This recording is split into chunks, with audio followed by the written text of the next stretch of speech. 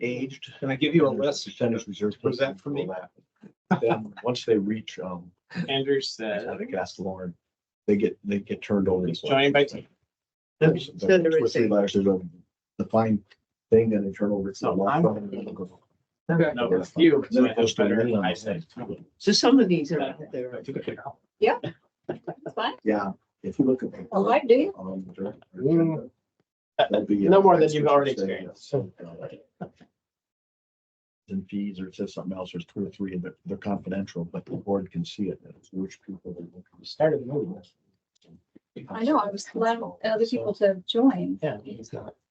Well, I just did it. Been 48 seconds. I was shocked. You know, I never gone through and Some people push it right up to the lean of it, you know.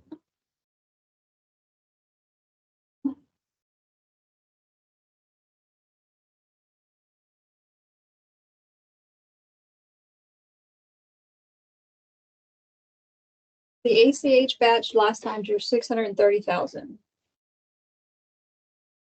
So. That one was on the 3rd.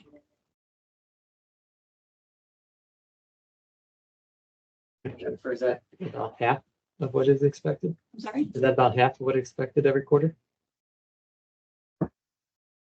Yeah. Percent ACH conversion? I just haven't figured that out in a long time. Honestly. Yeah, the proposed budget for the year is 5.5 million. Yeah. So Yeah, about 2%. divided by 4 is 1.367. Maybe there's an opportunity to improve that. Not sure how, but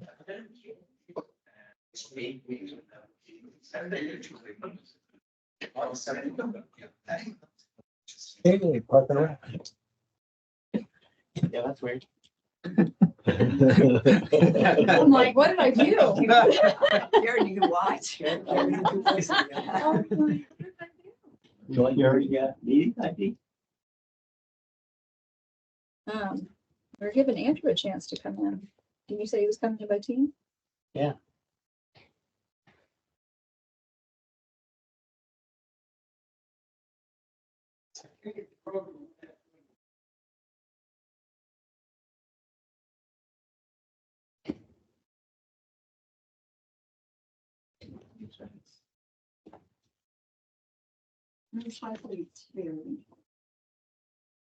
He's not on the invite.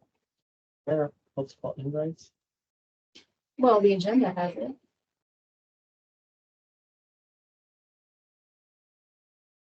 Of course.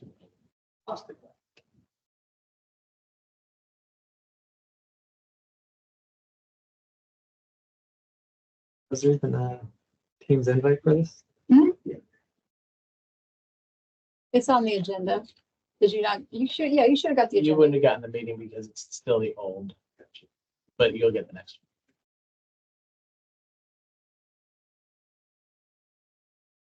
There he is. There he is. How are you? one. Hello. Hi, can you hear us okay? Yeah, sorry. It went on my Jared's invitation went to my phone instead of the computer, so I'm just trying to switch you to the AirPods. Sorry. I tried joining on the computer, but it keeps saying when the meeting starts, we'll let people know you're waiting. Yeah, I noticed you weren't on the invite. I don't know what happened, but that's why I called you Jeff, am I directly. missing something? Is this supposed to pop up and say somebody's waiting? Yes. Am I not looking in the right spot? No, it's not there. It was in the invite. There's a problem with the invite. If you. Oh, okay, I thought so. I think, Did I type something in? no, it wasn't you at all. I think it was Jose. Because they showed up in our meeting too, and Yeah. that shouldn't have happened. That shouldn't even be an option for that camera. Yeah, that's weird. Okay. All right.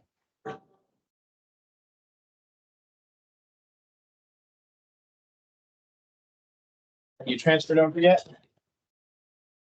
Here, you guys get started. I'm just trying to switch it, make it know to go to the AirPods. I'm sorry. You're the leader.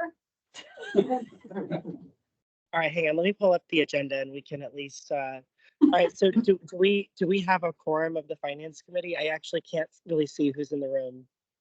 We do. Yes. Everyone is here. Okay, wonderful. So let's call to order. And then has the meeting been properly noticed? Yes, it has. Wonderful. All right, so then do we have a motion to adopt the agenda? So move. Second. All right, all in favor? Aye. Aye. Great.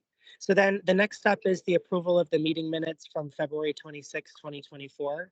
And I know Mike had some updates to these. So Jen, thank you for making updates to that draft. Sure. I am good with the changes. Did anyone else on the committee have further edits to those minutes?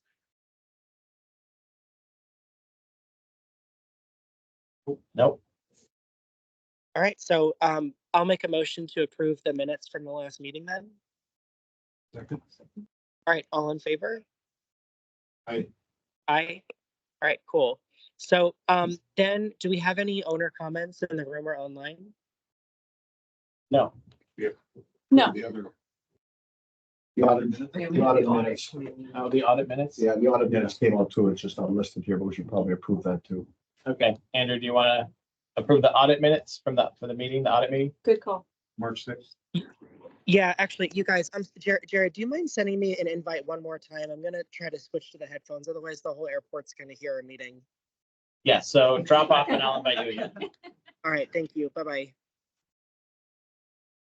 The one thing occurred to me about the audit minutes, because they directly reflect the comments during the meeting that we had with the auditors.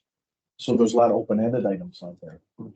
And so for posterity, as people read those minutes, it's gonna be like, well, what happened? Because it's just open-ended about, oh, we had too much financial concentration on the FDIC, and we talked about the capital, the way that was treated. So we never really finished that.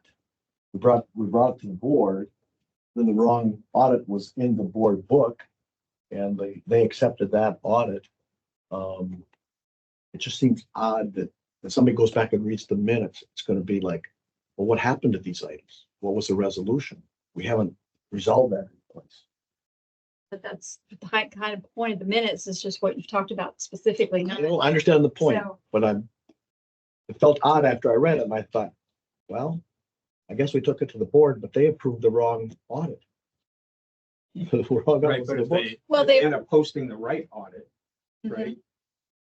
If they end up posting the correct audit On the website. on the It website, should be there. then they It's can look okay. to see if these things were All resolved. right. No big deal. No, it is because you're right, because in the board packet is the wrong audit. Yeah, it just felt odd. It felt like we just were not, Yeah, we well, weren't tight. the final one wasn't ready for the board, so I thought the idea with the board was to approve it with the understanding that those corrections will be made. You sent it out Monday, previous to the board meeting to us. I got it at noon on Monday before the board meeting. The minutes, No, the audit, the right audit. I'll bring this up in the board meeting so that we make sure that it's clear what audit we were approving at the time.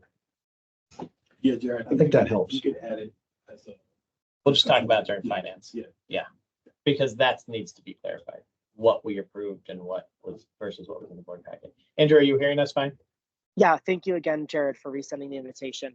I actually think that we should talk these minutes further and then not approve those meeting minutes just yet. For the audit, Yeah, because it just feels like we need to add more context to it.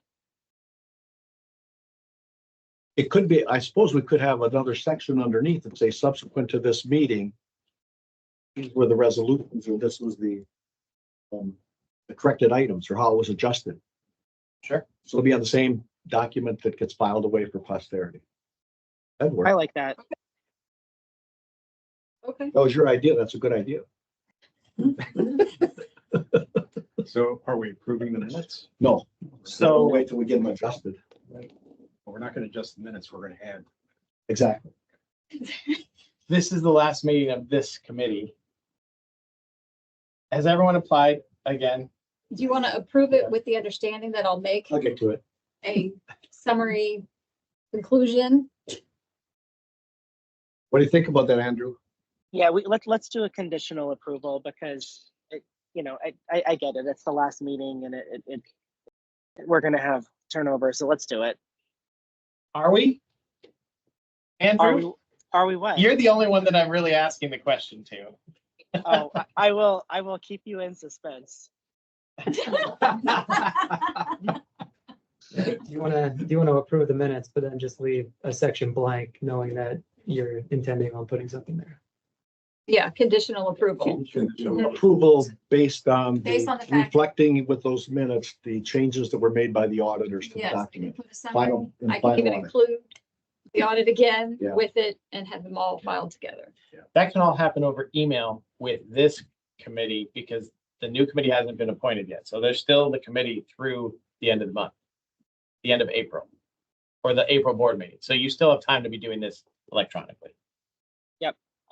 Like when you do that, you can send it to them and everyone can agree over email, yes, you approve those minutes. Okay, So all in favor of conditional approval and then we align over email? Or do we have to make a motion to do that first, or can we just do the all in favor thing? if we're gonna approve it over email, you don't have to do anything. Okay, great. Once you draft it, send it out. Yeah, We'll respond to you with our yes. yea or nay. Mhm.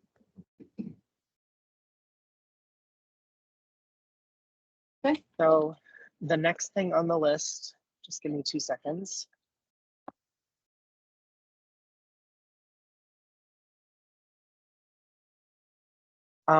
And we had no owner comments, right? So we can jump into the action items. Let's start with the February financial review. And Jen, thank you again for keeping it in the easy format. Do you want to go around the room with comments on this? I can start. Everything sort of in the top line section feels fine. It feels like we're pacing a little bit ahead from a resale standpoint, which is good. I wanted to just, a little bit better understand some of the expense variances. It looks for the most part, like other than electrical, we're trending, fairly favorable. So I wanted to get a perspective on how much of that was sort of timing of cost versus like how much of this can we expect to roll through the year? Talking about electricity itself, It was actually higher. Yeah, electricity and landscaping were high. And landscaping was a surprise because all of that is contractual. And last year, Amy and I had worked on like a detailed, amortization schedule for the payments on these contracts. So I guess I was just a little surprised by that one as well. And that one was a bigger dollar amount to be unfavorable. so landscaping, Lakeside received sod. CCFC receives pavers. And several of the passive parks has some design work and some plants installed. So those were the drivers for higher landscaping this month. And so just from my understanding, stuff like that is outside of our monthly contract, but putting pavers somewhere, putting, design work, like would some of that come out of the recurring capital fund instead of the operating fund? Like, is some of that a replacement? Were there pavers before? If the board approves to put it out of capital, they can, but until they do, it's in operating. I guess You can make a recommendation. I guess my recommendation would be anything that sort of counts as an improvement, and we would set a threshold. Like, at a lot of, public companies, there'd be a threshold over a certain dollar amount. It's going to last above a year. It would be capital. And I don't know off the top of my head how much it costs to put the sod down, how much it costs to, the sod probably not, but to put the pavers and to do design work. It feels like some of that counts as an improvement more so than sustaining what we already have.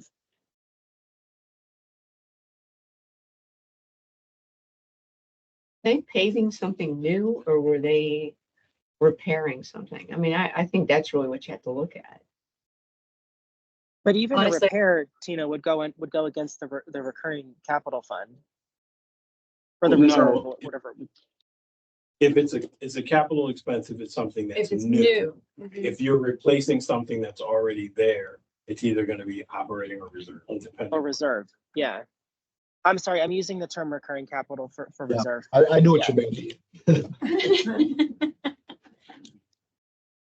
Jennifer, question for you. Grand Manners has authority up to $5,000 for expenses, correct? They have a what? Authority up to $5,000 without seeking board approval. Yes. Is there any report that you provide to either the finance committee or the board on what expenses were under 5,000 that you guys completed in a given month? part of the financial package includes the AP ledger. So you could always look in the AP ledger to see if there were any expenses that were over that threshold. Okay.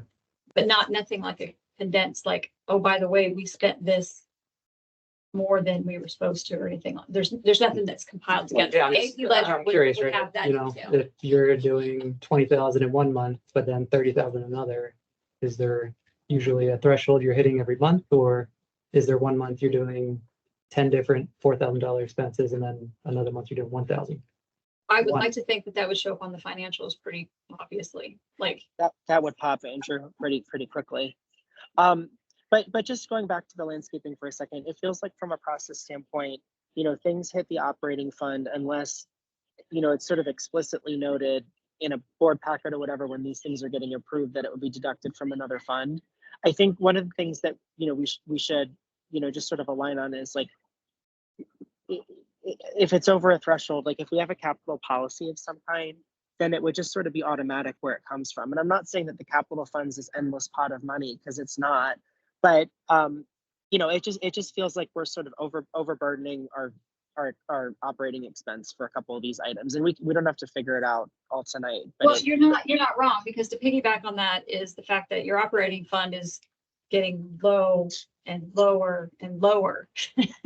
So the idea of using other funds for projects that would qualify in the other funds is a good idea. How do they get approved though?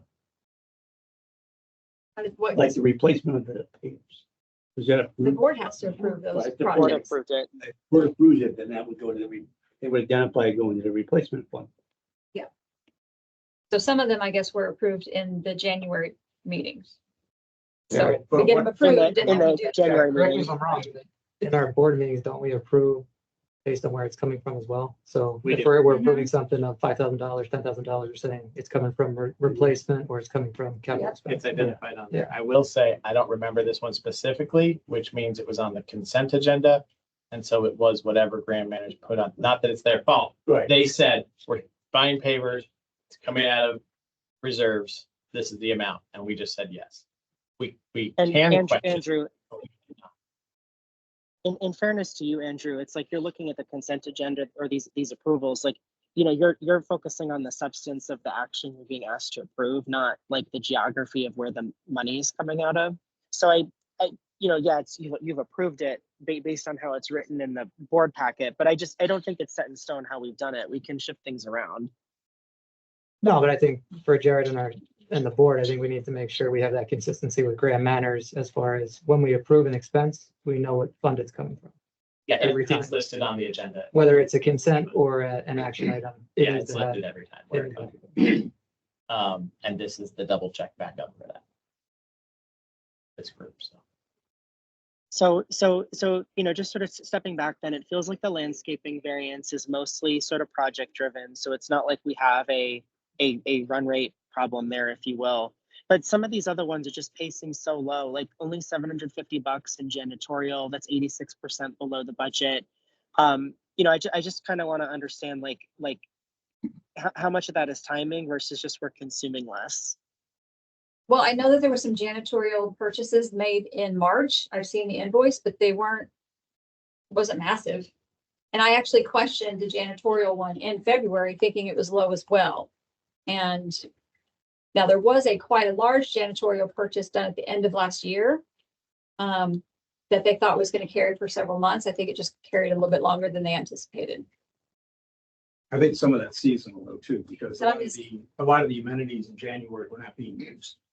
So. Yeah, and some of these lines for the next budget can be a little bit more seasonalized. Mhm.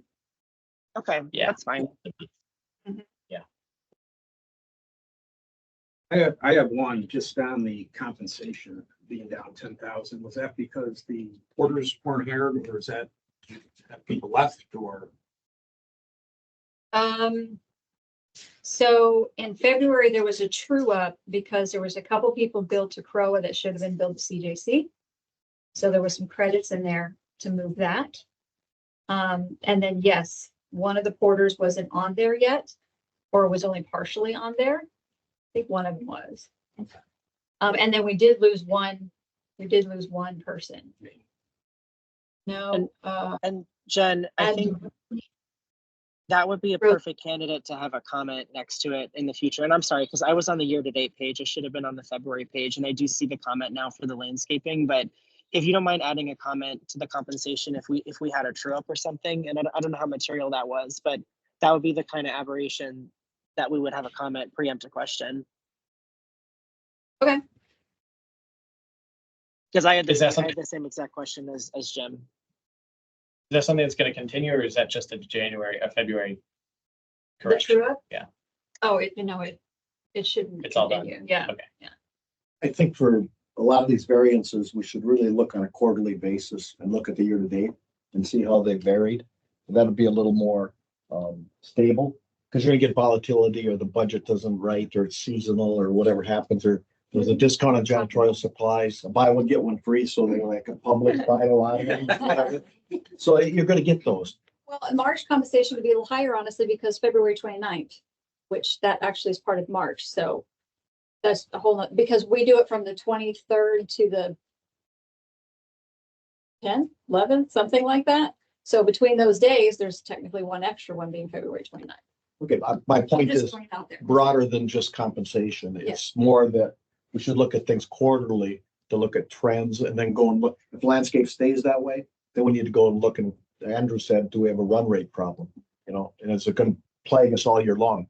Because then when we do that, we can look ahead and say, okay, how do we mitigate that? There's some other place we can go save some money.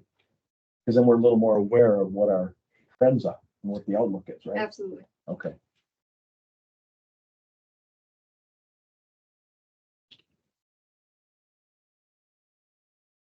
Do you have anything else, Andrew? No, the big ones we talked, landscaping, compensation. It sounds like compensation is mostly a true up versus an open position savings versus run rate. So I think, overall, we're in a good place so far financially for year to date. I would just, a couple of things. One, home sales look good. I mean, Yeah. home sales really are picking up, so that's a nice thing to see. And then with the back half, I think we'll probably see some stuff from Island Village, with the new lots. Probably not this year. I don't think so. They're going on the market or they'll start selling mid-year. But as soon So, as they pull the plant for them, then we get paid right then, right? through Madame, right? Madame Yep. starts. So Madam, Yeah, so we should get that So, this year. yeah, probably fourth quarter-ish. Yeah. Yeah, maybe toward the end of the third. I mean, they're doing a lot of work back there. We do, I know there's been some talk about having 300 homes budgeted for resale this year, and it's really 350. Yeah. We had 350 in there again, so just, that extra 50 still in there. The other one, Jim, that plague or curse is that water. It looks like we're low on water again. That always comes back to bite us. But somebody should check the billing. We've got to have a procedural problem in those bills. You're not wrong about anything you're saying. All right, well then let's fix it, because this is in a 2-year thing at least. You're absolutely correct. Please. We need to hire that's what we need to hire, is a water manager. Manager bills at the water department.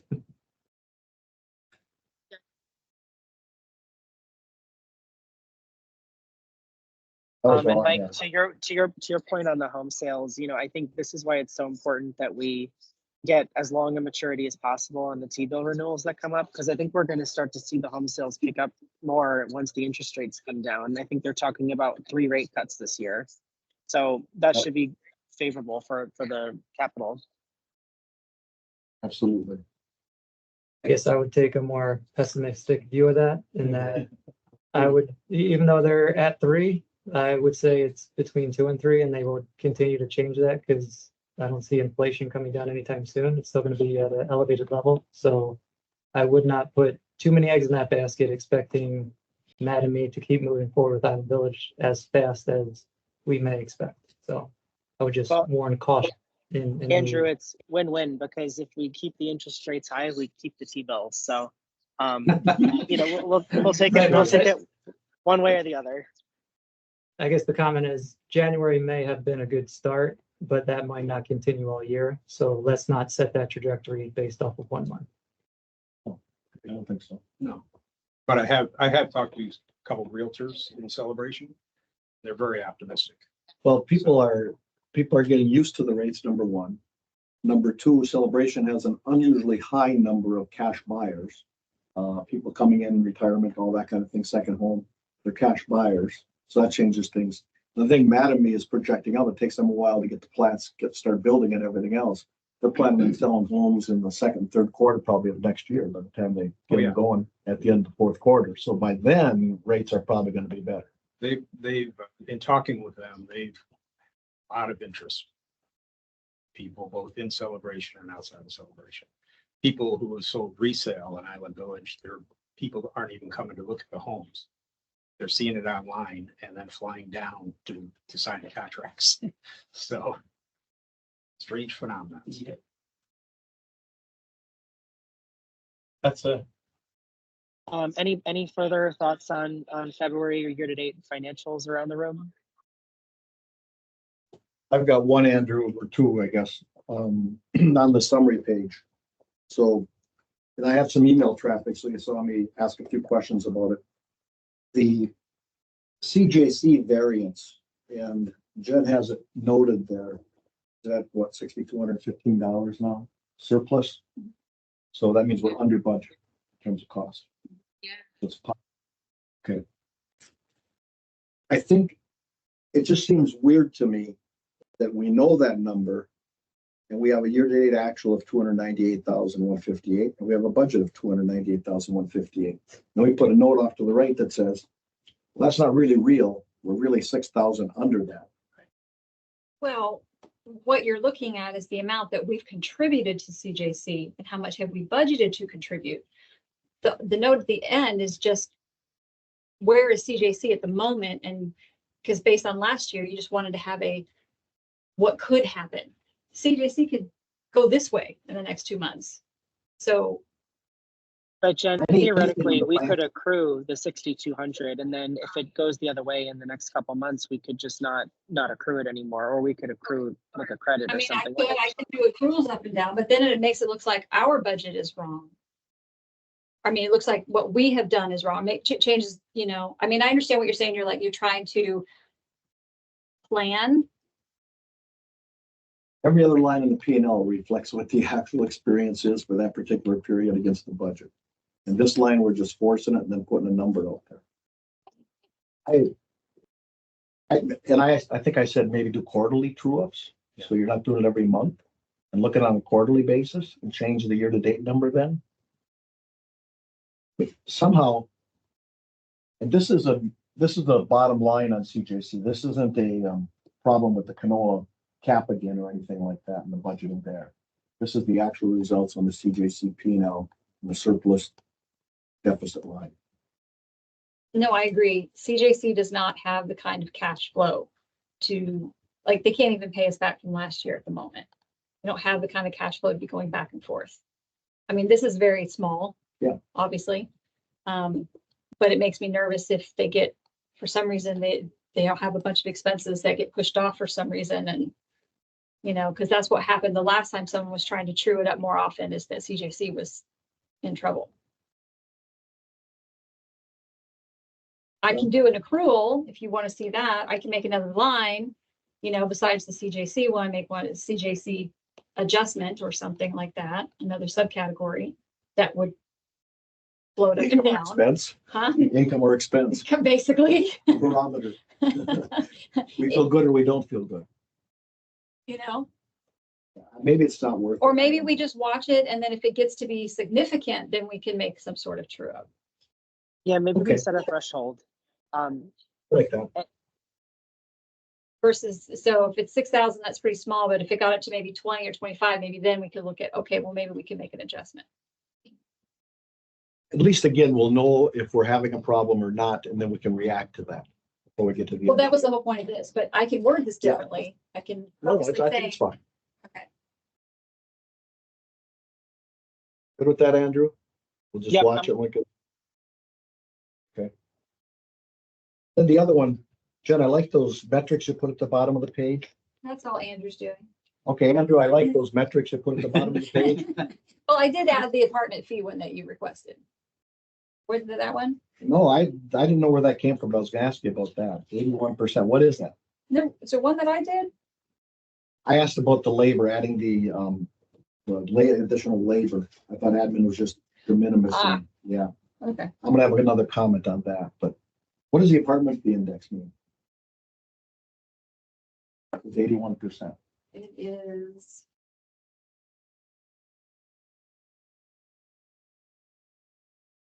Because I think, Jen, that the intention of that was to, because we'd had discussion, because remember originally 100% of the apartment fees were going to the capital fund. And then a couple budget cycles ago, I think we said 50-50, and then it got adjusted again in this budget cycle. So I think this was just about giving visibility to that. I don't know that 81% was where we landed. So I think we just have to double check that calculation. Well, it's not an 81% as though it was budgeted. It's 81% where we are. It's the capital assessments that we've collected so far. I would recommend we just pull that off. I Yeah, don't think there's any reason to track it, and I think we start to try to track how much we're going to the capital fund with, we're calling attention to it, and we really don't want to do that. Because we want it to run through the P&L and not say it's actually, I'd rather, if we're gonna put it there, I'd rather have it say an index or something rather than the apartment fees. But Yeah, Let's pull it I think that was sort of top of mind from during budget, because I think, and I agree with you, Mike. I think the more attention we draw to that, the more it kind of becomes a conversation every budget cycle of a goal seek of like, how can we squeeze this to get to the rate increase that we want, which is I don't think the conversation we want to have. So I vote we kill that and we put in a labor metric, like you said. And I think the labor metric, not just admin, but we've got compensation, headquartered in CJC. There's quite a number of people that are there. Then we've got CROA compensation. When I looked at it quickly, I think it's about $2.4 million a year. Somewhere in that range, 2.5, call it whatever you want. So that's a pretty material metric. And it'll help us to keep a handle on labor and what it's running on another smaller metric that we're going to look at relative to the number of units. So I pull the compensation number off of CJC and the CROA number. Well, I don't know if it's fair to pull the CJC compensation. That's a completely different. I mean, I know that CROA pays for it, but you would almost have it in double places showing it that way. It would. This is a footnote. That's okay. This doesn't have to tie together. This is a footnote. That's just saying, here's where our labor is running and we have an index. And it's running X dollars per household. And we can follow that little number as it moves through the year, and it pulls all our labor, which is our number one expense, into one spot. Got it? So we got to pull compensation from CJC and add it to compensation that's on the CROA. And we're just going to put it there. And I we think can that's even the best label it metric. CROA/CJC labor. Like it can be labeled so it's obvious it's a global number. That's the only real controllable expense we have. And it'll move the needle if we manage it right. So that's where we should have a metric, right? I'm assuming with the labor rate. With the burden rate you're talking about. That's what's reflected on the P&L line. Is that part of It is not compensation? part of the compensation line. It's been. Let's just keep it on head count then, because that's an administrative negotiated thing. That's non-controllable. So let's just keep it with benefits will be on the labor line. Mhm. Yeah. So the fully loaded labor, I think would be the way to go.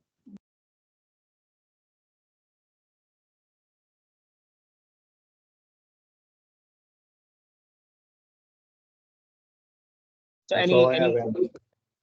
cool. And thank you for bringing those up. Any further around the room? Anyone? Okay, so let's jump to the next one, which is the T-bills. And I think for anyone who has the packet, that's page 275 in the big packet. And Jen, I was just going to ask, is it possible to copy this page 275 into the condensed packet that we get for our finance committee? Put it again in the summary. Yeah, or even if it's just like a page 2 of the minutes or something, just because I tend to open up the mega packet like for my prep time, and I try to only bring the like the 3 or 4 page one to the actual meeting, but I just have this, the 275 page one open just for the final page. Sorry, I know we I would talk also about like the to pages request- every time, that we not have it be talking about the pages again.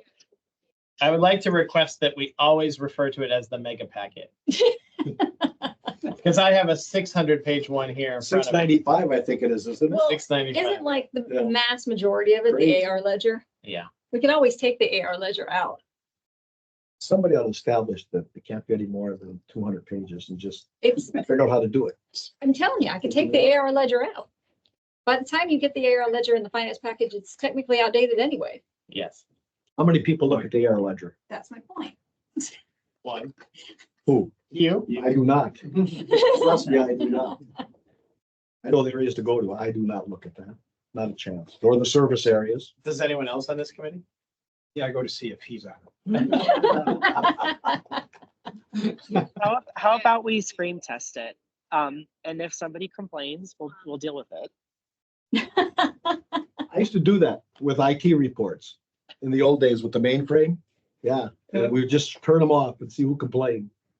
If nobody complained, they stayed off. They should remain in the board packet for someone has to. have That's easy to run accountability. it separately, but, but yeah. what would be nice then is if we did that, it would be more of a truer, up-to-date report in a board packet versus what you're getting in the financials. Yeah. I love it. So, so on page 275 of the, newly officially named mega packet, we've got, the a couple of renewals coming up, the maturity date, in May for the one in the replacement fund, as well as, 2 in May in the capital fund. And Jen, just to confirm, like, I can't remember if we had talked these ones specifically last time. I know that our sort of overarching policy is 12-month, renewal term unless sort of agreed otherwise. Are these renewals already in flight, or would these kind of be something that we are like about to execute? The May ones are not, no. He won't even ask me about it probably till the beginning of May. Oh, until it's TBH. that close in. Okay. So I guess let's just have a committee discussion then. I'm still good with the 12-month term, and I wouldn't recommend deviating from that for these 3 that are about to renew. The board did pass that at the last meeting, so that is currently our procedure. Yeah. But we still have to discuss each time and like, we would recommend if there's deviation from that. And I'm just saying I wouldn't recommend a Okay. deviation. So I guess if anyone recommends a deviation, speak now. Not for me. Good. All No, right. the only thing I'm gonna say is bring up is that leaves 2 that are staying together in May. So that means they would be 2 in the following May and 2 so forth. Because they're together. That's okay. Yeah. That's okay. That's what I'm just Yeah. pointing it out. So you think Yeah. that through versus if you wanted to split one up somehow, because that would go, then it would go from November. Well, We're laddered fine. laddered enough, yeah. We're laddered enough. We can pull at any point in time, no penalty. All right. Small penalty. So the one in the capital fund was in March 7th. Did that get renewed for 12 months? Mhm. Did you have to buy a new bill or did they extend the term on the existing one? Or No, it's a new one. it was a new one? So you had to redo the whole thing. Okay, so you can't extend on an existing T bill, you can't extend the term. That's a separate transaction. I was afraid of that. I thought that was gonna happen. Does that cost us any money for having to redo it? Yeah, there is like I have to double check, but it's very small, a couple $100 maybe is what they charge to do it. Okay, just do the paperwork. Yeah. Okay. And Jen, what I know this is sort of a point in time report at February month end, so it still has it like it's going to mature in the future. What rate were we able to get on the renewal? I'll look it up. Because I think when we talked, we were thinking it was going to be a little bit less than the 5.163 that was there, but I'm hoping it wasn't too far south of that.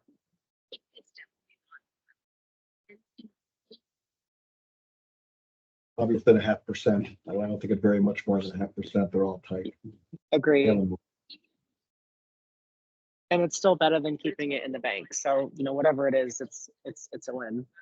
No, at CIT, we get 0.07. A whopping 0.07. We should all be so lucky. I actually think it's 0.071. And we rounded down.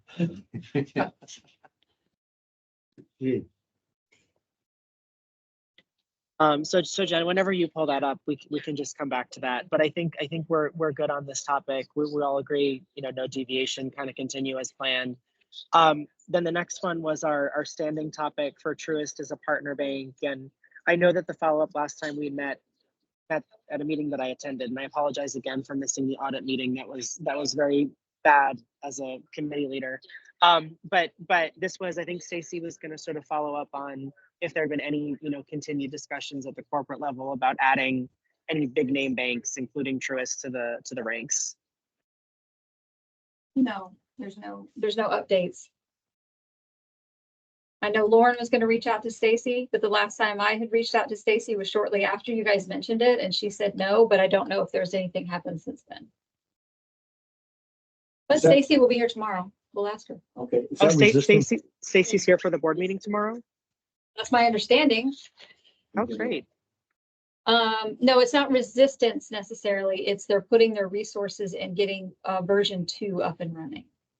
Okay, my question was resistance on the part of Grand Manners. They have too much IT going on, so they don't want to embark upon a new interface. Okay. Well, we also have to have the buy-in from Truist. I So, think they're always willing to take a customer on the money in the bank, the side that we would. Probably. well, not just we, but if they were to open it up to all of Real Manage, that's quite a few that would have more options. We are about to start the contract renegotiation, so this is a topic for conversation there. So more to come on that one. So then item D would be the playground contractor recommendation. Pausing real quick, can I just ask that we move B and C? I know these are like renewing ones, so can we put those under old business as a separate category, just because those are always going to be on there? Okay. Yeah, I like that idea. Or maybe like instead of old business, can we call it recurring business? Well, review bills aren't necessarily old. It depends on when they're due. So then just recurring, like he said, recurring business. Sure, Those will be on every report, just as conversation. sure. Before you go there, Jared, I've got one to put on there too, and that's that capital management process. We talked about having a joint meeting with the board or whatever. We need a process to approve capital projects that is disciplined and tight all the way from the RFP through to the award and the final dispersal of funds. And we just don't have that today. So I think somehow, some way, the board and us have to come together and work on something there. Over and above the bylaws. There's already a paragraph of bylaws for anything over 250K. That just talks about the town hall meeting. I guess, Mike, is there It any also structure you're thinking? includes, Not really. I mean, I'm open, but it includes a presentation for I 5 think years we and can- runway. every time we do it, it seems to be a new process, and the errors that are in the board book and lack of information and having to send people back and table things and so on. I mean, it's a circle. I've not seen it operate smoothly yet, and I think we can do a lot better, or should do a lot better. But the basis ought to be the paragraph in the bylaws as a starting point. How we get there, I don't know, but Yeah. we've got to get there. And it's a to-do, I guess, is what I'm saying for our agenda. And I think we Well- just have to sort of agree on a recommended threshold for that policy to apply. Because Gary, to your point, we have policy and process around a $250,000 investment for the town, but there's a lot of investment south of that number that there should be process around. Well, our policy should be that we're gonna have accuracy. We haven't, in Right. my opinion, we've not had accuracy. We've not had good discipline in terms of executing this. I don't think anybody can argue with that policy.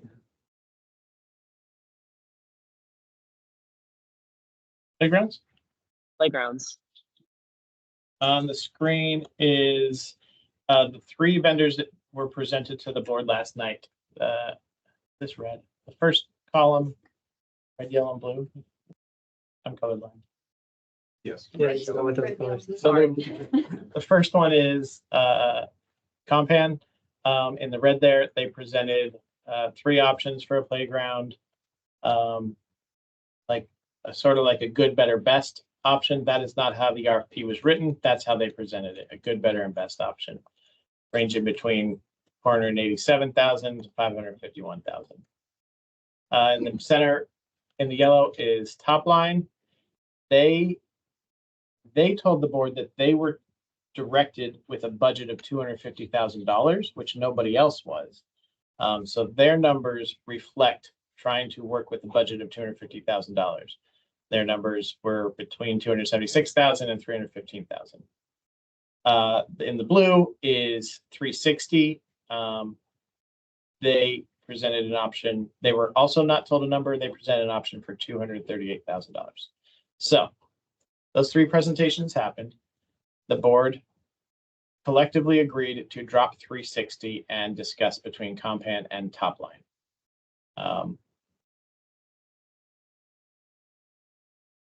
What was relevant in that discussion? I mean, in the end of the day, the conversation was, we need to figure out what a budget for this needs to be. And the outcome from this meeting is, do you approve of what the budget that has been set is, or do you have any recommendations for that? And what fund should this come out of? So at the end of the meeting last night, it was agreed to go with top line.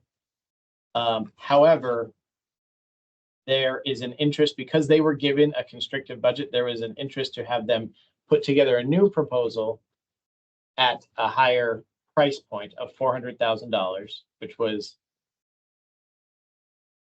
not an arbitrary number, but a consensus number of what our high-end all-in number should be for the Spring Park Playground. We're only dealing with the Spring Park Playground, and $400,000 was the number the board came up with. The idea here is to issue a letter of intent with giving them a budget of $400,000 to design a playground, with the feedback from Parks and Rec, who is meeting right now talking about the same subject about what this playground should have. So there's the background.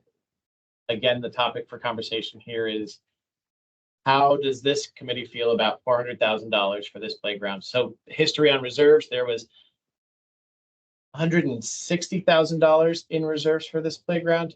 We have spent 114 already on the equipment that is there and that will be removed. So there's another 40,000 left, and then the rest will either come from reserves or come from capital. Just to add a couple more background for you. So of all the playgrounds that were provided, none of them were an improvement for what's already out there. So I think collectively the board saw that $250,000 is not going to put a celebration worthy playground out there. So that's where the arbitrary number of 400 was kind of thrown out and massaged into as a takeaway for that. Yeah, and it wasn't arbitrary, because I said that, but we have numbers between 276,000 and 551,000. So there was a baseline of, this is what playgrounds cost.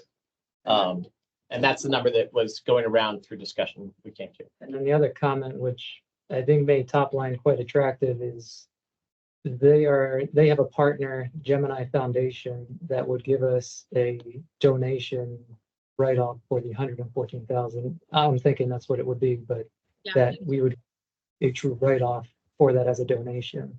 That they come in and take the equipment that's already there and clean it out for us. I saw that when I looked through the book. What good would that do us? Yeah. We don't have a tax liability of 114,000. The interest income that we're going to have here. Yeah, it's not gonna be 114,000. Well, we can use some of it and then hopefully in future years. So just to recap, I think we can say we went out to bid with 3 potential vendors. So we had a competitive process.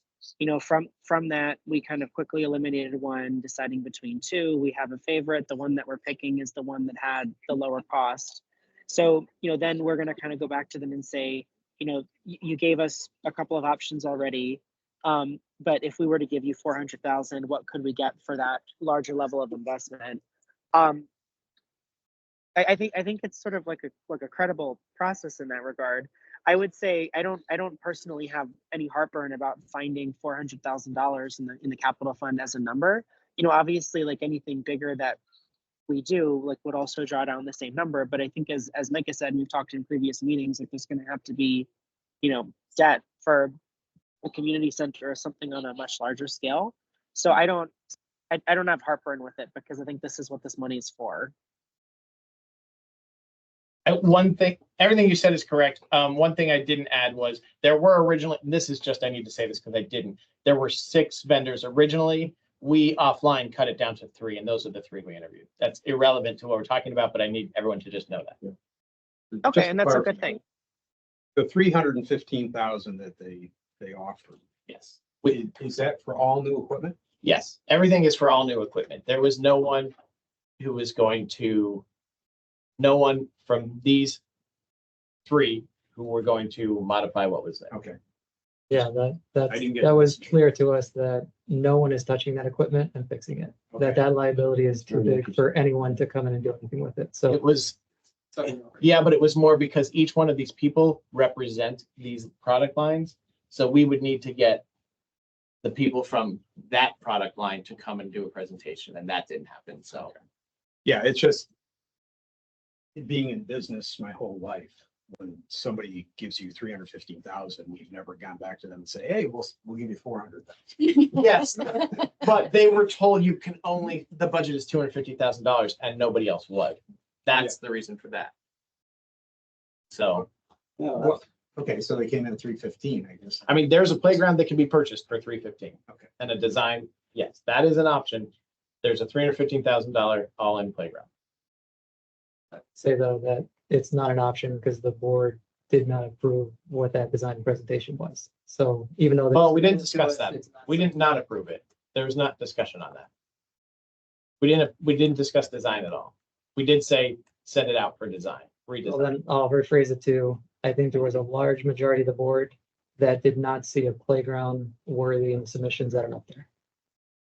Yeah, I didn't see what they proposed as far as what Right. type of stuff. No, but I'm saying, I know you're saying that that's an option, but I'm kind of through the information from yesterday, none of those are an option. So did the board say we don't want this piece of equipment, we'd rather have this? That's what Parks and Rec is doing right now. Okay, so they're gonna do that, They're worrying about the So- what. so We're worrying about the how. right, but if they're doing that, how do we make a decision? How much to spend. Yeah. Well, that's all it is. That what they're going to put forward isn't necessarily what's going to happen. They're going to say, these are the elements that we want. ADA, ADA elements, different age ranges in different areas. And you're going to say, this is how much you have. And then top line is going to put together the latest proposal with those things coming together. So we're gonna tell them 400,000, they're gonna come up with what else. They're gonna see if they can do it. Yes, 400,000. yes.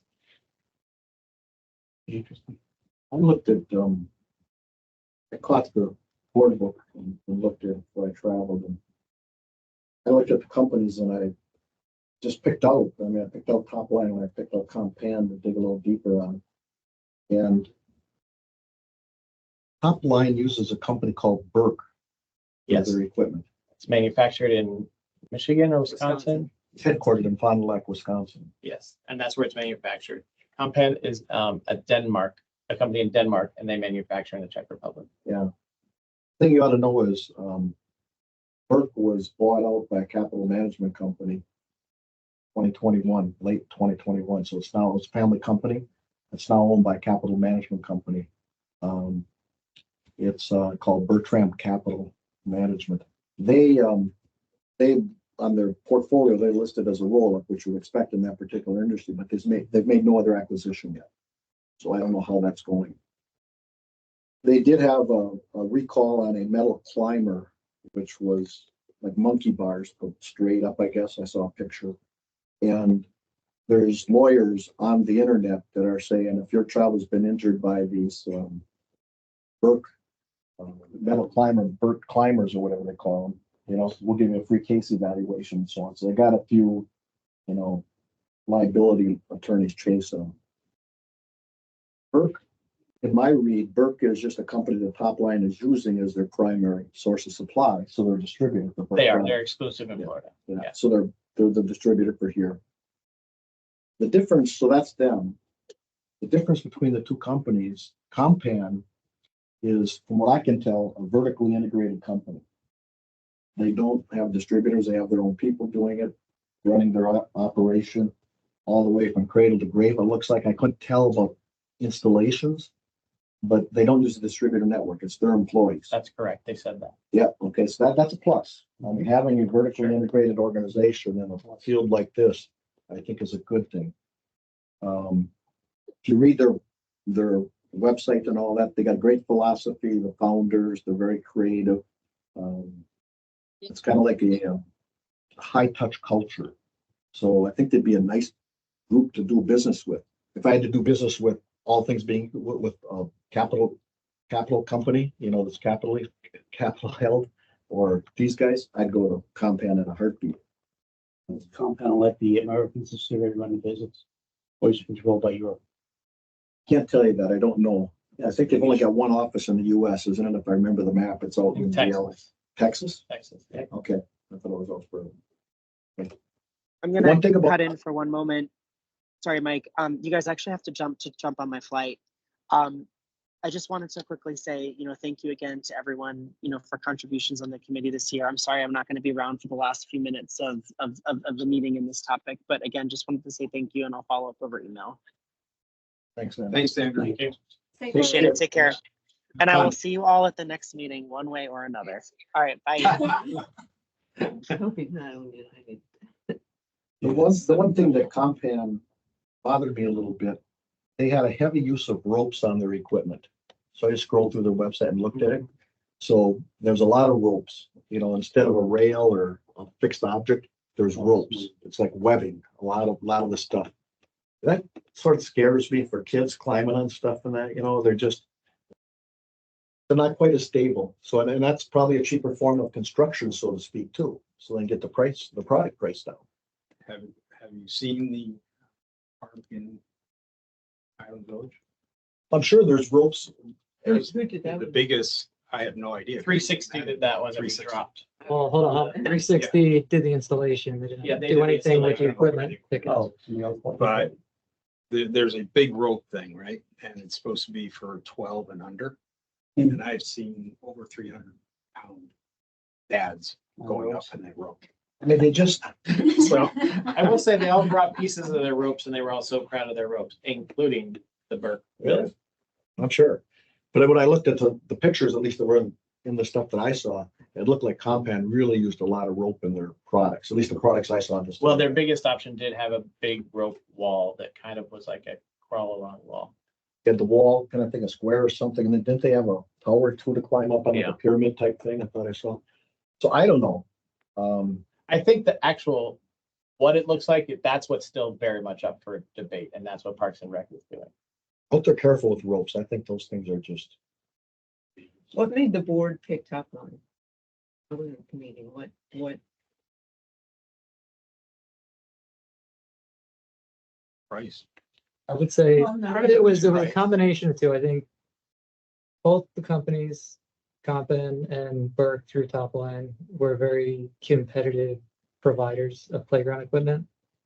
At the end of the day, you have Topline, who is American for parts and easier to come over here, where they're a European company having to ship everything through freight for whoever knows how many weeks to get things over here if there's replacement or things of that nature. And I think Compan's a great company as well, but for a bang for your buck, I think you'll get more playground with Topline than you would with Compan.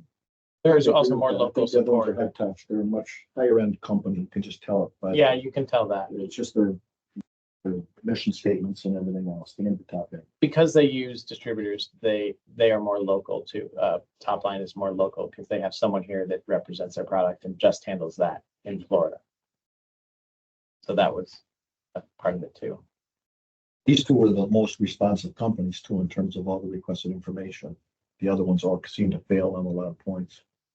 During the meeting, we also got an email from Topline saying, thank you for letting us present. We'd be happy to do a design without the $250,000 constraint, because they were held to a $250,000 number and nobody else was. So they didn't even get to show us what it could have been.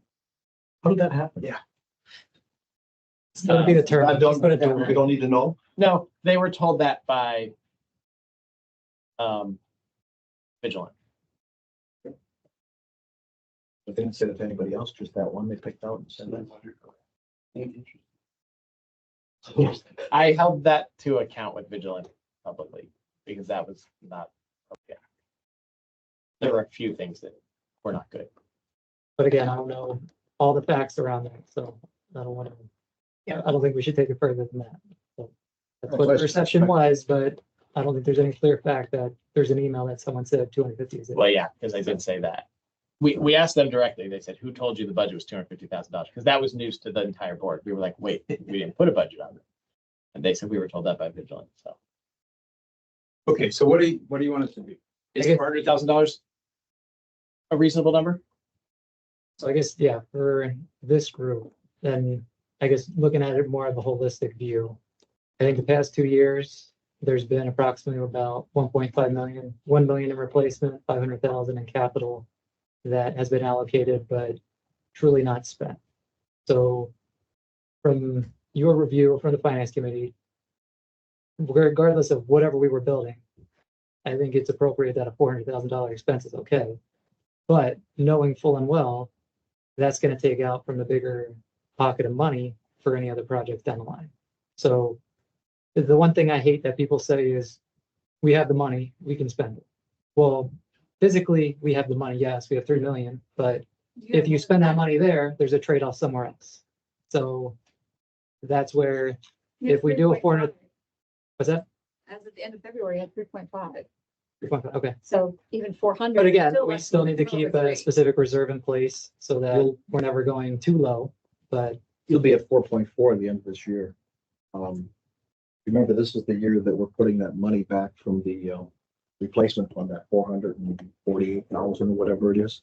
So we're transferring that back, so, because we're overfunded. So our So if you Our run want rate to was for gonna be this, you're accelerated. still end at 4. I guess the one thing that I guess I was pissed off about was this was reserved for $160,000. No way in hell are you building a playground for 160,000. So I don't know where that got lost prior, but Unless it was just clean up the existing. yeah, that was a replacement fund, 160,000. yeah, Yeah, that was a full replacement. So Oh. that reserve study from which was now, what, 4 years old? Let's say it's also an old reserve study. Yeah, I mean, yeah, but again, right, if we're gonna approve a reserve study tomorrow, I expect to have better numbers from that company than what we have internally in the prior one. Because if it was budgeted for 160,000 and now we're at 400, that's definitely an expense from the capital improvement that we're gonna dig into. But Well, we how can many do other one for- items? we can do one for 200. You just take top line's number. You can do it for 200. I don't know what the quality level will be, but you can do it for 200. Then I guess if you want to do it for 200, then celebration turns into cheap, not classy. So that's the trade-off there. Yeah, I personally, I don't want to speak out of turn because planning committee. Yeah, this building as well. It's dealing with. But it's not to say that if we I think if we say not to exceed 400,000. With the hope that it'll be something less, I'd be okay with that. you want to make a motion on that?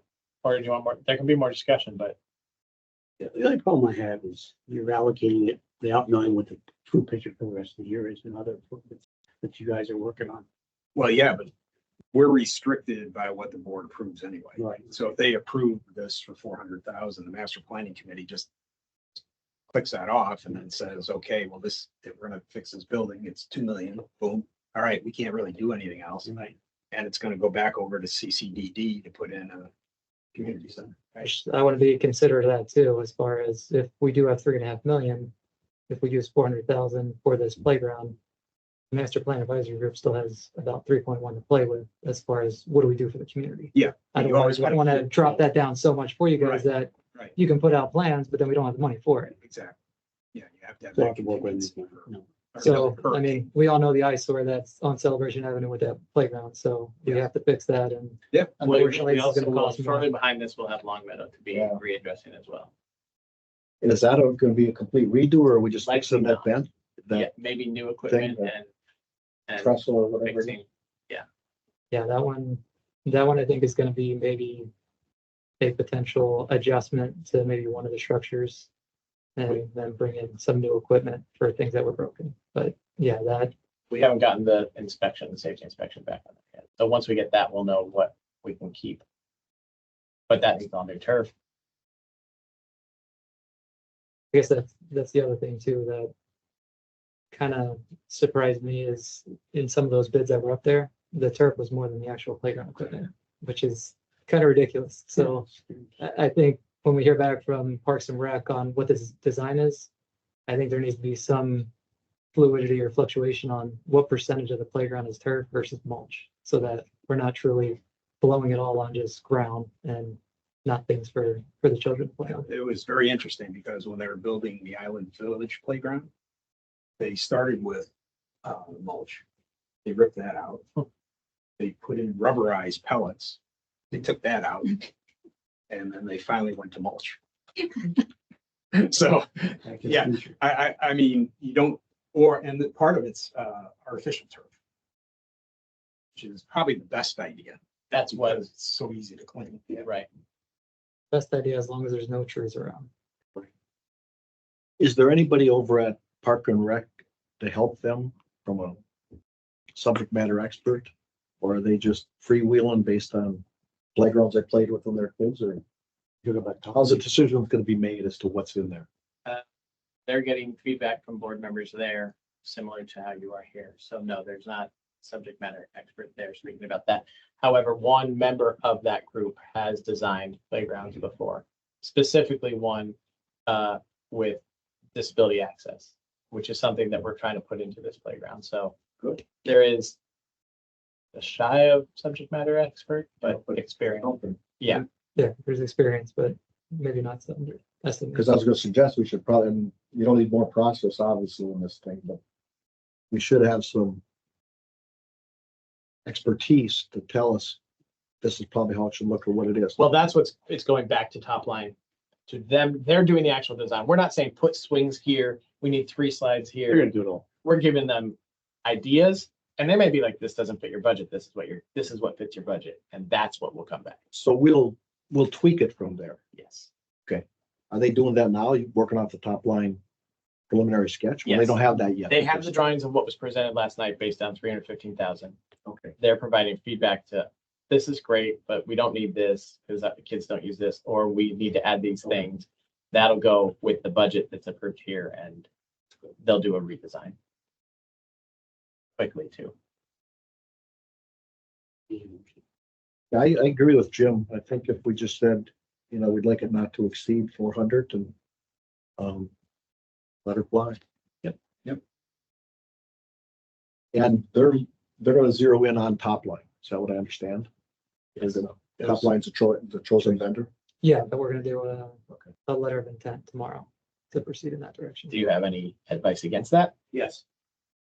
Not to use top line? No, use top line, but you give them you let them know their vendor of choice, and then you give them more money. How are you gonna get the value for that additional money? I've seen this backfire on people before. That's my problem with it. When you're talking about different numbers and you haven't, and you selected them, then the numbers get crunched down by them. There was discussion about that. I think the argument against it, I'm not saying right or wrong, the argument against it was it's only an LOI, so we still can go to Compan and say, hey, can you bring your 551 down to 400, and can you get rid of all this rope stuff, and can So you just get to a letter of intent then. Yeah. No, Yes, there's no contract being awarded at all tomorrow. Yeah, good. What if you went to Compound at the same time now Yes. and said, bring us your best and final. plan, sharpen your pencil, and not to exceed 400. They both get the same parameter. Yeah, unfortunately, that was my recommendation that the board disagreed with. So they chose that they wanted to go with top line and their idea and not continue to keep them competing against each other, which that was my hope of where we were It'll going. only be the second round, and you always ask Yeah. people to sharpen their pencil and Right, everything I else. agree. So, Is that a recommendation you'd like to make? Yes. what he said. I mean, you're gonna have to It's a good wait. You're business losing, practice. you're losing time. It is, well, I guess I'll Yes, take that my original idea was. You're not losing time because you gotta wait for top line to bring Right. theirs in. You just get So them. top line's got a timeline to do it. Whatever they said their timeline is, tell Compan if you want to bring, your best thing, not to exceed final, not to exceed 400,000 with your pencil sharpened, take a shot at it. Yeah, which my You're original one of the thought two was that you finalists, do, right? we were down the Compan and top line and you say, give us 3 playgrounds, one for 300,000, one for 400,000, one for 500,000. and submit those to us. And then between what's provided as far as the design versus value, then you can choose which vendor to go with and which option of Yeah. playground. I thought the board approved top line. I thought, they weren't asking us which vendor we wanted. They were, That is they were, correct. That's they correct. approved top line and They did. said, So, we have to. So, yeah. what I said, so. You can still They make did. a recommendation. If there's a unanimous I will- agreement on that here, I'm happy. Yeah, Andrew's in the you same guys- ballpark you too, I guys think. are in I'm not agreement. saying, I'm just saying that, I'm not disagreeing with you. I'm just saying that do we, were we asked to come up with another alternative or were we asked to approve the money? You're asked to approve the money and the fund. If you're providing this feedback, that is fine. The board can say, great, thanks, and whatever, we don't care. Yeah, I mean, Provide the feedback. Yeah. But if you are collectively, like, if there's unanimous consent on this, that's noteworthy to pass back to the board. Okay, I I think just we're can't- unanimous. I think Andrew said this, but I can't see the downside. I thought about, well, maybe it pushes the window out a little bit, but it really doesn't because you have to wait for top line to come back with their new plan. So they can have the same amount of time top line gets. They can be told they're one of two finalists. And we've asked the other finalists to do the same thing. Let them both sharpen their pencils and see what you get. Now, do we also want? And to advise top line, advise top line the same thing, that, you're one of the finalists. We're signing this letter of intent, but you've got to come through. So they feel a little pressure on the pencil. Do we also want to make the motion that we, as Jim said, that we'll, we think up to 400,000? Yep, got that. And then also what fund would this come from? Jared's bank account. I don't have kids, I don't It care should be about that. reserved as much as we can. Yeah, it's obviously the capital account. With whatever's left after, we'll use some reserves, but Yeah, you'll drain the reserve down for that particular site if there's anything left there. And then supplement with capital. yeah, which what if there was 160 originally and you already chopped out 114? 40,000. So that's 40,000. Yeah, that helps. Who's officially making the motion? I'll make a motion.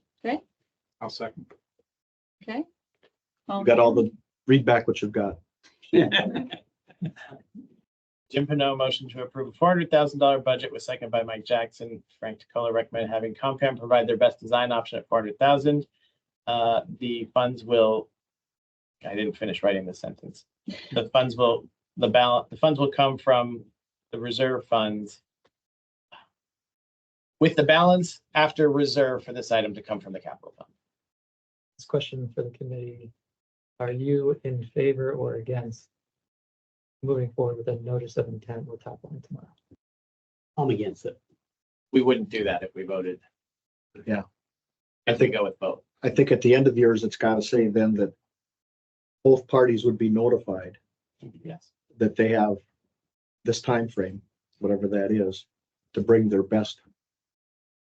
I guess, Jared, for us on the board, I would say it's pretty useless doing a notice of intent or a letter of intent tomorrow. But if we're gonna still have comp and bid out, then we do that, because if we put the intent out there, then why would comp even submit anything? We wouldn't put the letter of intent out. I have a feeling that this is going to go the way that they're saying right now. I don't think we will do a letter of intent tomorrow, I mean, if they're only. which I know. Well, if we're on the same page. we We're on can the bring same it forward. page, and I know that you were not in the majority when you brought this up at the board meeting. I think tomorrow that will be what we do. And I know Okay, that's cool. weird. Well, it's weird, but someone would have to explain why you would not do that. Exactly. And Frank said it too. I mean, I Time, can't, there's, time, but your argument of time is that it No, doesn't. it's the same. Right. you're on parallel path. You still gotta get it from top line, so Yeah. if you do it from both at the same time. There's no it's the penalty. same, No problem whatsoever. And you still We become. know the compound will do this. It's a very good business practice. No, they may not. They may not. They could always say no. It doesn't change the timeline of anything. But Well- at least you give it a shot. They've got three things all put together already. They just got to pick and choose and modify it or say, this one in the middle is mine, this is my deal. Right. Right, I mean, they're gonna have to cut things down because their low number is 487. But also, they weren't given a budget. That's the thing. Like, if they were told $250,000, we may have gotten the same designs. They may just have high margin in it. We don't know. They've got one at 400 and one at 348 that I see here. Am I looking at it wrong? Yeah, the 400, right? Yeah, there's 400, then the first one's option 2 is 340 348, yeah. and 500. And then that 500 one sits up there. We've already done one. If you ask any questions, say, see if you get that 500 one down to 400. But no, those numbers are not correct because those include the deducts. It's the lines on the base cost stipulated sum. Well, that's because they were doing the whole thing with turf and then they were Yes. doing it with There's mulch. all this, there's $150,000 off of one for turf, so. Okay. Which those again, numbers don't line up. the 400,000 we were asking for you was all inclusive. The bottom line numbers that are highlighted are the things to entice the board, but those aren't the real numbers. This is a terrible marketing pricing sheet. So that subtotal number has to be added back into it Yes. because that is for, Well, if we're doing complete turf out there. yeah, so that's for mulch only. Yes. Okay. Yeah. That's a turf upsell. Cause yeah, they included turf and then they subtracted it out. So they give us power windows, but they're gonna. They included turf because that was what was required, but they don't want to do turf, so they subbed out. They did a voluntary deduction. They say why? Turf's a bad idea. Did they say why they want to do? They didn't say they didn't want to do turf, but they don't want to do turf because it's much easier to do mulch. But mulch has a lifespan cost because every 6 months you've got to add another 4 inches of mulch on top. So they didn't put those calculations in. Kids ripping sod, replacing the sod. Yeah, well, Off it, you know, but it's turf. It's artificial. Artificial turf. Yeah. Oh, okay. Yeah, it's all I thought artificial you- turf. There's no sod at all. Okay. You were Oh, saying- yeah. And that's why it's so expensive. Okay. No grass. Okay, all right, thank you. Parents will want I- turf Yes. because in the other stuff to get cats, we got a lot of stray cats. Remember the fiasco? Well, they made a point about glass inside of, Mhm. There you go. that was real good way to Yes. say it. Parents have been, it's dirty and all that, yeah. Yeah. So it's a cleaner option. Okay. Thank you. Okay. I'll share this with everyone, obviously. All in favor? Aye. Appreciate the input from you guys. Anything else? I guess just a couple of things I wanted to spitball for you guys as we move through the year. So I know I did it in our earlier workshop, but the capital improvement assessment, I know it's going ahead of schedule right now, but is that something that we truly need to relook at as the master planning committee advisory group puts their plans together and how we fund different things? I would prefer not to have to raise assessments to do specific projects or have to wait 5 years to do specific projects. So is there some adjustment within that assessment where do you change it to a fixed 1,500? Do you do on a percentage of sale at price so that if there is a slow year, it doesn't impact? What ideas would this committee have as far as some type of change or framework for that? Just so I understand, to the capital fee when you sell a home? Yes, correct.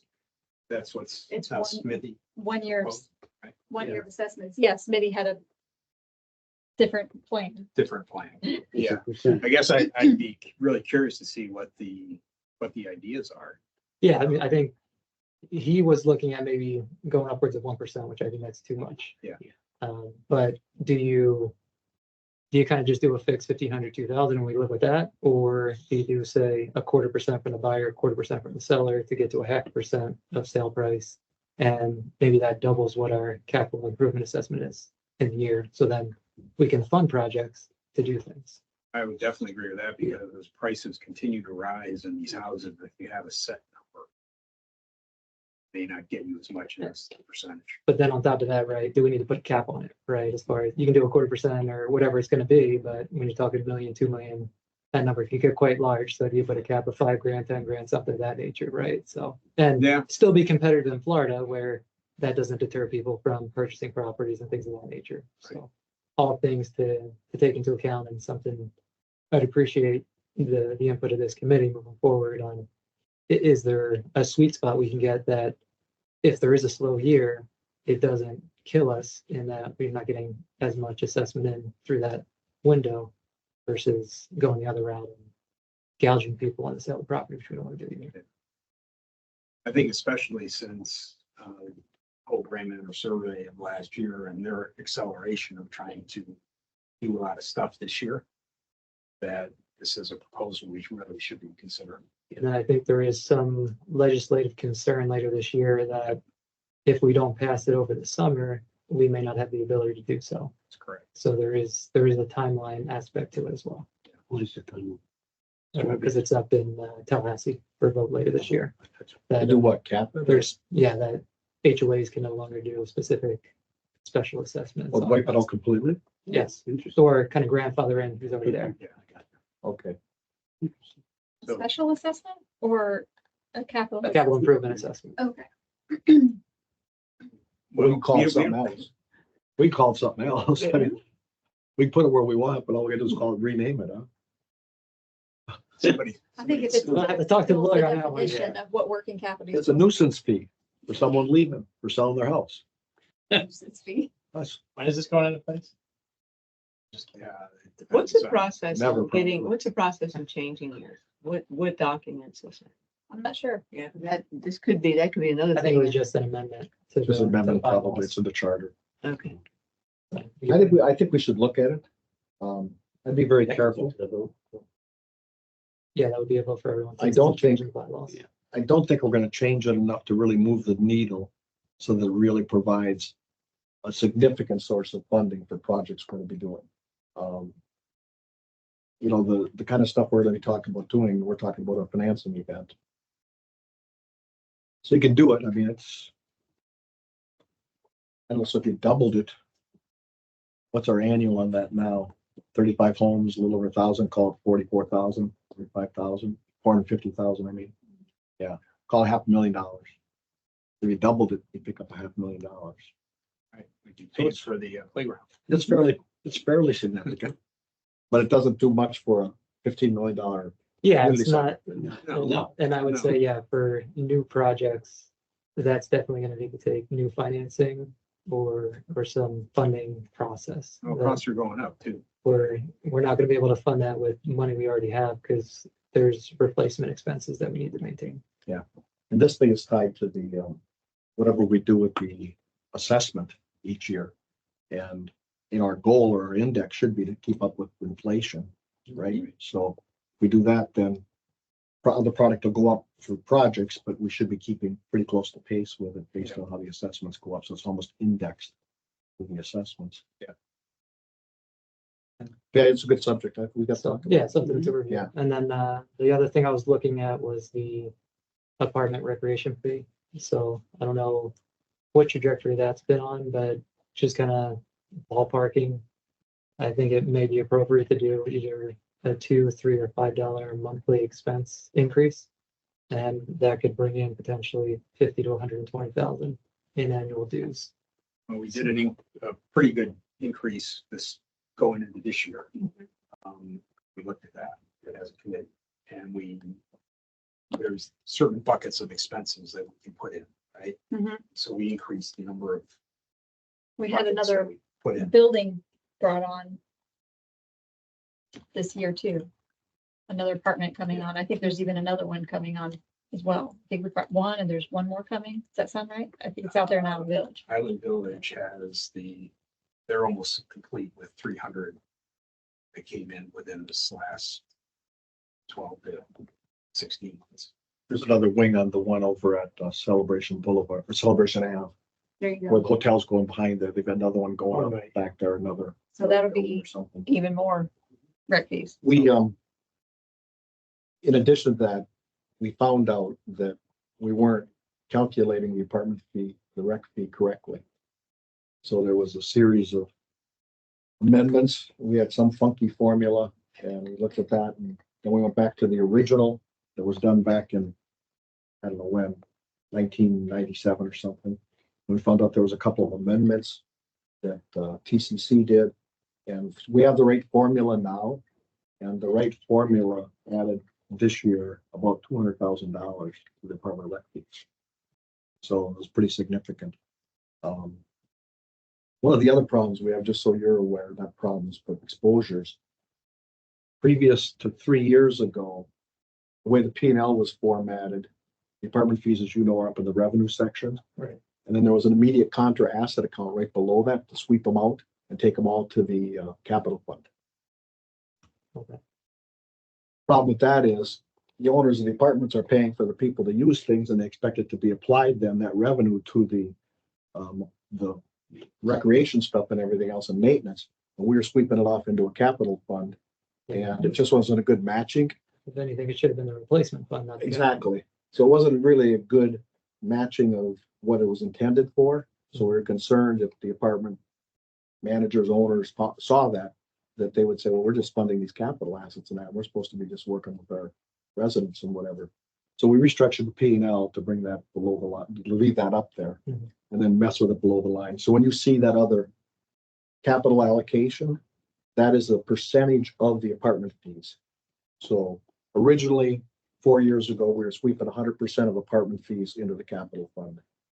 The last two budgets, it was 50% of that amount.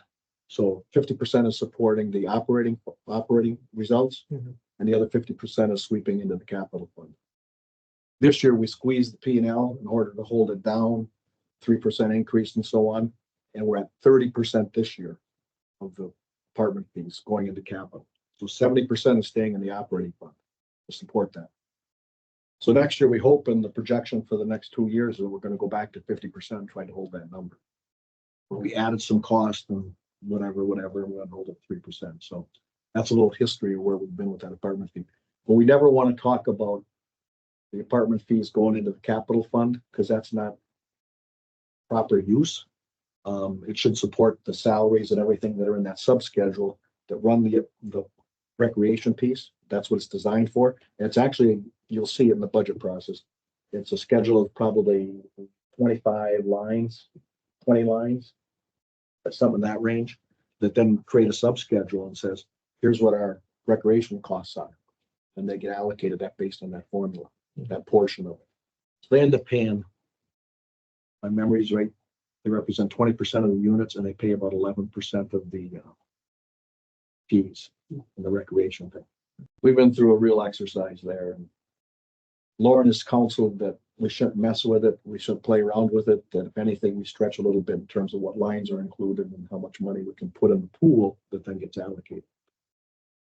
So it's kind of messy. And we've done. We've done it.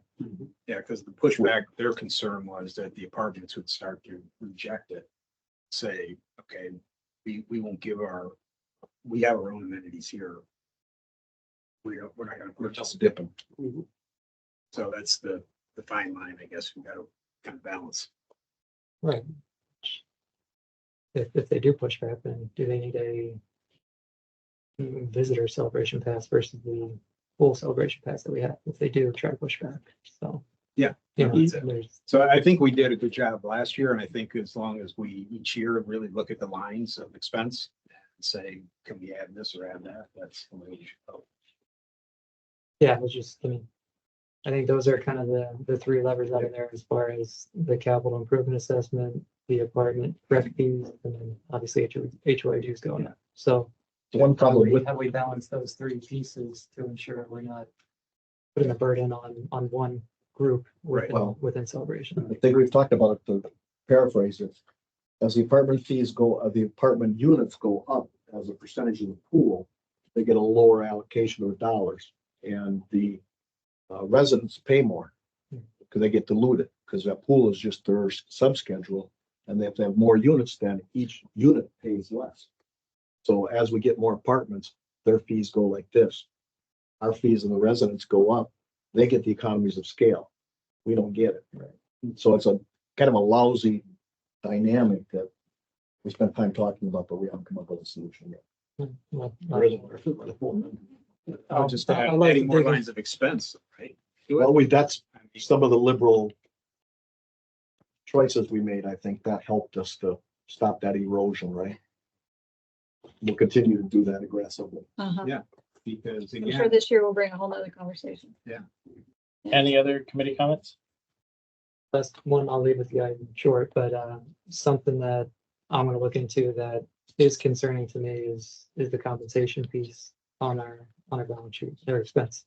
That's approximately 2.4 million of our dues that are about 7 million. So that's I definitely. don't get any of that. I just want you to know. It's definitely a big portion of the expenses that we do with the joint committee, the CJC piece, and I'm gonna be sitting down with Lauren early in April to understand exactly what all those nuances are. And obviously, some of that might need to be private because of personnel and things of that matter, but that's something that I want to look into and understand to make sure that I think it increased 25% from 22 to 23 on the CJC, 12% on CROA. And that's not a small percentage. So that's something that you guys might not be able to physically do, but something that, as being a member of the board, I want to try to represent that aspect to ensure that that's not a runoff expense for us. The committee does have access to that. We did that last year during budgeting. That'll come up in June. And we'll It's have, head count. we have a closed meeting. That's all that goes Yes. is head count. When the changeover to Grand Manners happened, CCMC was down to like in the low 30s, 32, 33 head count. And right now, we're probably right at 50. Look at you, Jen. That many. Maybe altogether with Check CJC. it, I think it's 50. So you take that percentage increase there and then you wonder why the dollars are up. I mean, that's what happened over since Grand Manners been on board. But everybody said we didn't have enough people. Our performance isn't good because of, people to cover. So we had head count. And that was approved by the board. I mean, I fought a number of head counts and the board put them in. Well, something that I'd like to get up to speed with and re-review. But look at You head guys- count, Andrew, look at head count and just think about the dollars, but look at head count and you'll see the driver right there. And you'll see the trend. Look at the last 4 years and you'll see it. Okay, That's where it is. good to know. 44. I was gonna say 45. I'm not that far off. I don't believe that. That's what it was in February.